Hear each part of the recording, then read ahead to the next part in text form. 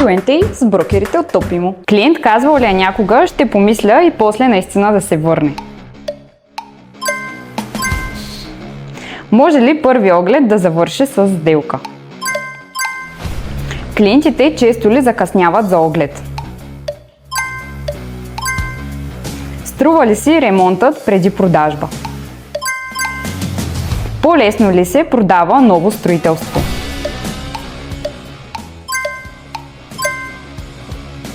Балконът увеличава ли цената на имота? Случвало ли се клиент да отвори всички шкафове? Клиент питал ли е за отстъпка още на първи оглед? Имало ли е оглед, който да продължи над 2 часа? Цените на имотите ще паднат ли?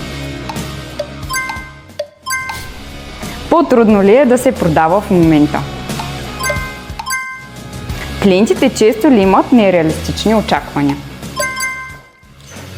Последвайте ни за още такива видеа.